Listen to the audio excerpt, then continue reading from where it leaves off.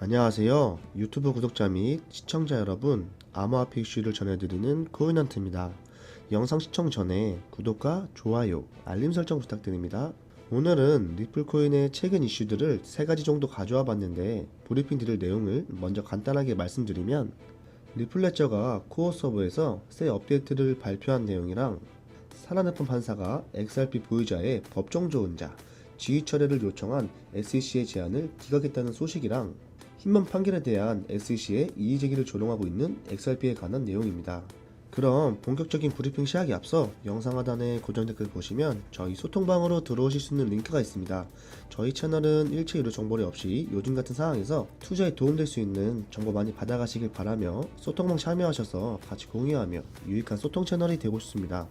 많은 참여 부탁드리며 그럼 브리핑 시작해 보겠습니다. 첫 번째 소식입니다. 리플레저 프로토콜의 핵심 서버인 리플드의 업데이트를 발표했습니다. 이 업데이트는 NFT 코드 수정과 같은 수많은 버그뿐만 아니라 오더복을 위한 새로운 API 방법 등 전반적인 개선에도 영향을 미쳤었는데요. 리플드 버전 1.9.2는 개발자와 서버 운영자가 식별한 문제를 수정하고 리플레저에 내장된 NFT 지원을 제공하여 NFT 발행, 거래, 소각 기능 등에 대한 액세스를 제공할 수 있는 XLS20 활성화를 지원하기 위한 투표를 추가한다고 합니다.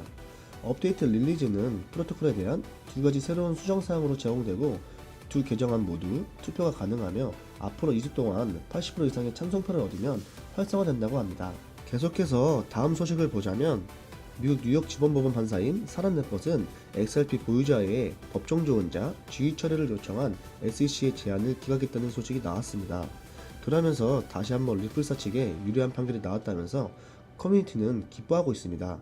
다만 SEC가 선정한 전문가 자질평가에 XRP 보유자들의 의견이 영향을 미치지 않을 것이라고 해당 판사는 설명했고, 법정 조언자는 소송 사건과 관련된 법정 분쟁에 대한 의견을 서면을 통해 적극 개진할 수 있다고 했으며 긍정적인 상황으로 보여집니다.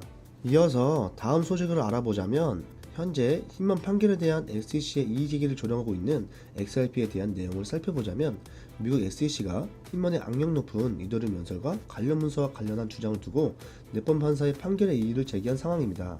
결국 SEC는 법원 명령에 반대하는데 제임스 필란 변호사는 위원회가 라단 스튜어트와 엑서벌즈의 선언을 포함한 이의제기의 전체 패키지를 제출했다고 통보했습니다.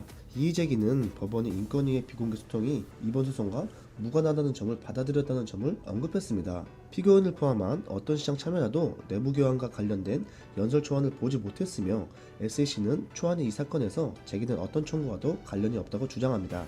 게다가 비록 관련성이 있더라도 연설문 초안들은 비밀심의와 법률 자문을 가지고 있다고 덧붙였습니다. SEC는 여전히 심의과정 특권과 변호사 의뢰인, 특권에 의해 보호된다고 주장하고 있고, 위원회는 힘머니 시장 참여자들에게 SEC 부서의 직원들이 디지털 자산을 제공 또는 판매를 어떻게 분석할 것인지에 대한 지침을 제공했다고 주장하고 있는 현 상황입니다. 한편 제레미 호건 변호사는 이것이 연설의 4번째 반복이라고 말했습니다.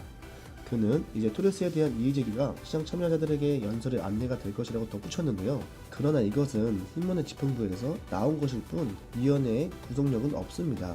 디팀 변호사는 힘먼의 연설이 그의 개인적인 의견이라면 시장은 그 의도와 관계없이 그것을 지침으로 받아들였다고 주장했고, 당국의 변호사들은 방객에 익숙하지 않은데 그는 그들이 어떻게 반응해야 할지 모른다고 덧붙였습니다. 다만 디트는 SEC가 변호사들이 증권법 관련 법률 경험을 힘먼을 안내하기 위해 적용했다고 주장하고 있다고 강조했고, 그는 그것이 무관한 개인적인 의견에 많은 도움이 된다고 논평했으며 이 또한 시장 지침을 제공하기 위한 것은 아니라고 설명했습니다. 한편 XRP 토큰은 지난 주말 종료된 암호화폐 구제 집회에 번성을 받지 못했는데 지난 한 주 동안 XRP는 10.5% 하락했고, 따라서 프레스 타임의 토큰 가치를 0.33달러로 떨어뜨렸으며 리플의 네트워크 거래량도 7월 26일 이후 12.4% 감소했습니다. 이러한 하락은 시장의 공포를 불러일으킨 다가오는 연준 금리 결정으로 인해 더욱 악화됐는데요. SEC의 줄다리기가 좀처럼 가지지 않는 상황에서 리플은 2022년 8월 실문 약세장이 진입할 것이라는 전망이 나오면서 폭풍을 피할 수 없는 피난처를 갖게 됐습니다.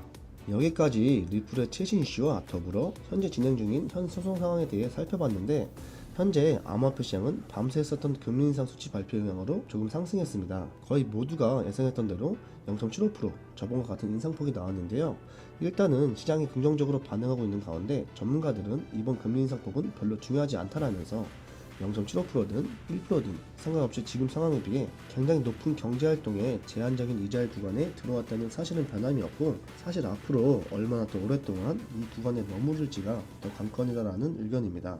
이제 앞으로 9월 말, 11월 초, 그리고 12월 중순 이렇게 올해 3번의 FOMC 미팅이 남아있는 상황인데 9월에는 0.5%, 11월과 12월에는 0.25% 인상을 하면서 올해 기준금리가 3.25%로 마감할 것으로 예상되며, 만약 이렇게 된다면 과연 소비량과 고용시장이 버텨줄지가 의문이 드는 상황입니다. 지금 반짝 상승했다고 기뻐하기는 아직 이르다고 생각되며 투자하는 데 있어 오늘의 정보가 조금이나마 도움이 되셨으면 좋겠습니다. 리플 소통 상황이 궁금하거나 더 많은 리플 관련에 대해서 소통 나눠보고 싶으신 분들은 저희 영상 하단에 고정 댓글 보시면 저희 소통방으로 들어오실 수 있는 링크가 있습니다. 저희 채널은 일체로 정보리 없이 요즘 같은 상황에서 투자에 도움될 수 있는 정보 많이 받아가시길 바라며, 소통방 참여하셔서 같이 공유하며 유익한 소통 채널이 되고 싶습니다. 많은 참여 부탁드리고요. 구독자분들의 항상 신중한 투자하시길 바라겠습니다. 감사합니다.